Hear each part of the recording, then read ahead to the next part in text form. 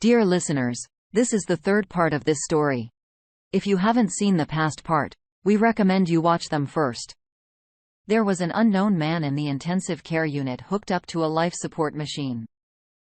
He had no documents on him, and his condition was very serious.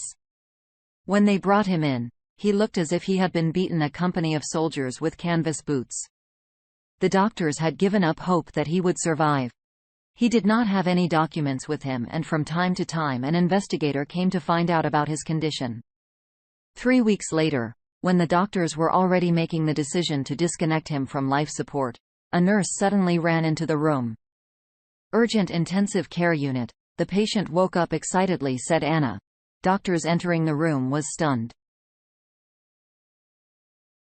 Number 1 counted on a miracle.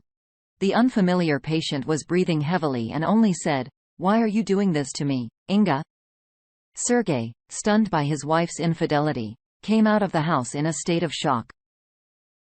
He could not believe that Inger would betray him so easily and effortlessly on the eve of his wedding anniversary and will blame him for everything that is happening. He gathered his thoughts and decided to act. There was a confusion of feelings in his soul: love, resentment, and hatred. He thought back over his life and could not understand where he had made a mistake, what he had done wrong in his life, what he had offended his wife with, why she had acted this way. Nothing was going through his mind.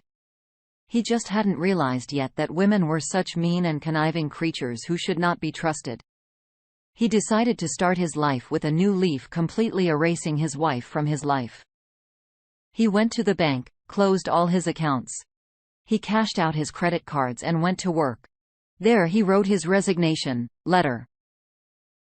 The bosses did not want to let him go, but Sergei was persistent and the application was signed. "Now I need to change my mobile number," thought Sergei. "I don't want her to call me." After buying a mobile operator card, he went into the store. He bought whiskey, some snacks, and decided to think about where he was going to sleep tonight and what to do next. Getting in the car, he decided to drive a hotel farther out of town and relieve some stress. Today had been a very stressful day. When he drove up to the hotel, he parked and went to the front desk. After renting a room for the night, he dropped off his things and decided to take a little walk, taking a bottle of whiskey with him. Thoughts swirled in his head. He worried about what to do next. The scene of the betrayal was before his eyes and his heart ached frantically. When he walked 500 meters away from the hotel along the road, someone called out to Sergei. He did not have time to turn around and hit with something heavy on the head and fell into an abyss. The bandit searched Sergei's unconscious body, took his car keys, documents, and some money, and threw the body down the highway into a ditch. They ran up to the hotel parking lot, quickly identified the victim's car. Calmly got in and drove it. But karma caught up with the criminals. They were in such a hurry to get the car to resale as quickly as possible that they couldn't cope with the steep curve.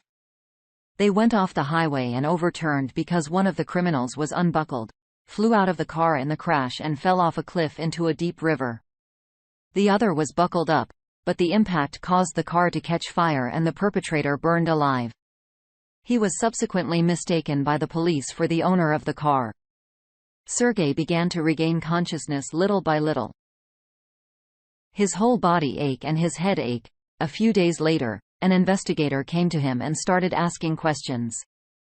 However, Sergei could not help the investigation as he had a slight amnesia and could not see his attackers. All in all, the rehabilitation process took about 3 months. Sergei was on the mend. He was taken care of by Nurse Anna. They became very close. Sergei felt attracted to her as if a spark ran between them. Sergei was very sympathetic to her. He shared his life with her, told her about his tragedy. Anna was struck by what was happening in the life of her patient. Anna also had her own tragic story. Her ex-husband was quite a scoundrel. At first, Anna and her husband Anton's life was beautiful, but not for long. Anton became addicted to gambling, began spending all his time in the casino, and gradually became addicted to alcohol. He began to beat Anna and blame her for all his problems since all the family income was lost. Anna long tolerated and tried to save her man, but visits to psychologists and drug addiction specialists did not help. In the aftermath, they divorced. She was left alone with no money and no apartment. It was on this mutual tragedy that Sergei and Anna came together. Sergei's former family did not know anything about his fate, and he did not get upset. The spiritual wound was still heavy. He knew deep in his heart that he loved Dinger very much, but he would never be able to forgive her. Time passed, and who knows what influence, maybe a trauma, and maybe a happy accident, but Sergei very quickly began to become lucky. He really developed an intuition. He got a job in the new city and literally 3 months later was promoted to chief engineer, and sometime later became the first deputy of the owner and part-time director of the company. Things went uphill. Sergei bought a nice house outside the city on the banks of the river where he and Anna moved. Anna was very happy with Sergei, and Sergei felt a lot of help and care from Anna. After 9 months, they had a son. The happiness had no limits. Sergei even forgot about the troubles and betrayal of his ex-wife. As time went by and the business expanded, Sergei found himself among the founders of the company with a 30% shareholding. At a regular meeting of the branch managers, the issue of purchasing ready businesses in other regions was under consideration. Nicholas, the general director, offered to buy a company in the city where Sergei used to live. "Serge, we need to explore the potential of the city of K. You know everything there. It will be your area of responsibility," said Nicholas. "Nicholas, I do not really want to dredge up the past, but I am also part owner of the company. And for me, its development is above all. So let's leave the lyric 'I'm ready,'" said Sergei. But in his heart, Sergei did not want to return to the place where he had tragic memories. His emotions and indignation again began to rage in his soul. He arrived home and began to browse on the internet companies of his former hometown. Without thinking long, Sergei began to prepare for a business trip. A plan of revenge appeared in his head. His hometown greeted Sergei with a cool autumn chill. The memories of his past life came flooding back to Sergei. He left the train station, took a cab and drove to the nearest 5-star hotel. Upon arrival, having settled in his room, he decided to have lunch at a decent place. At the same time, he thought of a plan to look around the local businesses. Having explored all possible options, he went to the company where he had worked as a chief engineer in the past. The company in question had been experiencing problems of late, business was not getting along. There had been a large downsizing. A good reason to bargain and buy the plant, Sergei thought. The plant management welcomed Sergei with pleasure. The business meeting was very successful. A preliminary contract was concluded. It was about 4 p.m. It would have been nice to grab a bite to eat. Sergei went to the nearest cafe and suddenly met an old friend of his ex-wife. Was it really Marina? Marina also recognized Sergei and sat down to him at a table. Sergei was not really burning desire to talk to her, but out of a sense of tact, and not only decided to pay attention to her. "So much time has passed. More than 2 years have passed since you disappeared and nothing is known about you. I know about your tragic story with Inger and very sorry for you," said Marina. She feels sorry for me, thought Sergei, but said the following.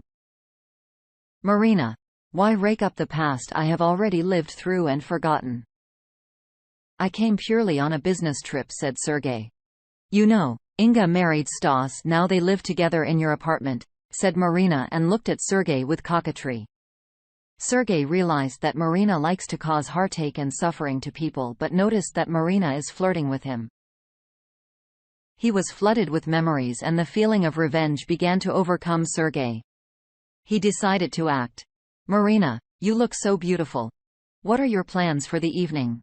Sergei suddenly said. Marina was embarrassed by such a proposal, but she had long been jealous of Inger and secretly dreamed of Sergei, although she was already married. And here was such an occasion.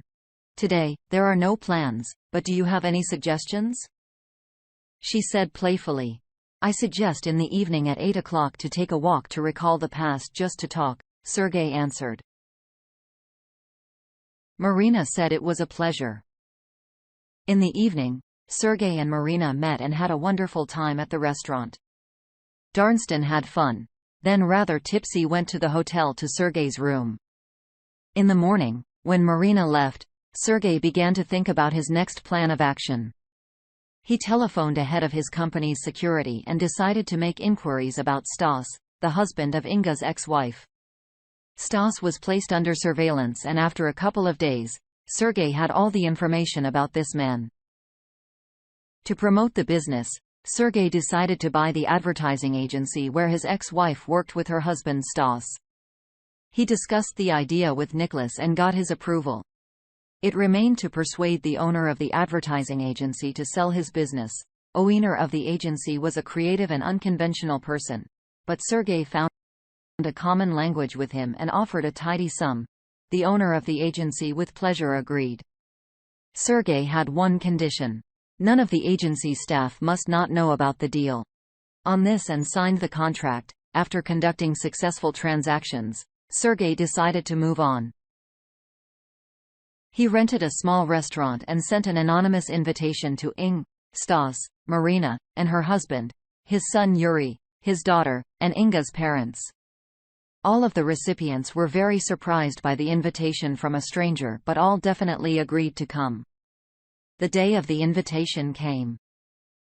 Sergei prudently took a separate close table on the second floor of the restaurant to conveniently watch the show from above. He came Marina with her husband, and here comes Inga with Stas. Gradually, all the guests arrived at the appointed time. Waiters poured champagne and arranged appetizers. All the guests bustled about waiting for the master of the ball. Sergei did not hurry to come down and did not plan to. After a while, everyone had a drink and a snack and relaxed. And then they dimmed the lights a little and lowered the projector screen. A video appeared on the screen where Sergei had sex with Marina, and in a fit of passion Marina confesses that she has long wanted and engined the expression on the face of her husband Marina as well as Inga was only to be seen. A scandal broke out with hair pulling and screaming. It is always interesting to watch how decent people turn into animals. But then there was a second video of Stas cheating on Inga. At first, there was silence, then the wild hysteria of Inga and her whole family and the transformation of the guests into animals manifested itself with renewed vigor. Serge quietly watched this action from above and took an incredible pleasure in what was happening. While there was a scandal, Sergei called the director of the advertising company he bought and ordered that Inga and Stas be immediately fired from the company, and with such references that they would not be able to get a job anywhere. While the show was in full swing, the phone rang at Inga's place. She picked up the phone. It was interesting to watch her expression change from hysterical to doomed. She asked me why I was being fired, and the answer was that it was a demand from the new owner of the company. The same ringing sounded in Stas's phone. The result of the conversation was similar. Stas was also fired. Hinge looked up and saw a silhouette very reminiscent of her ex-husband, Sergei, who quickly disappeared from her sight. Sergei was very pleased with himself. His wife's doomed look satisfied him quite well. He calmly left the event with a sense of accomplished revenge. He got into his car and calmly drove home to his family in the country house. Inga and Stas divorced. Now, Inga lives on her own. She lost her husband and best friend. Very sorry, but the past cannot be returned.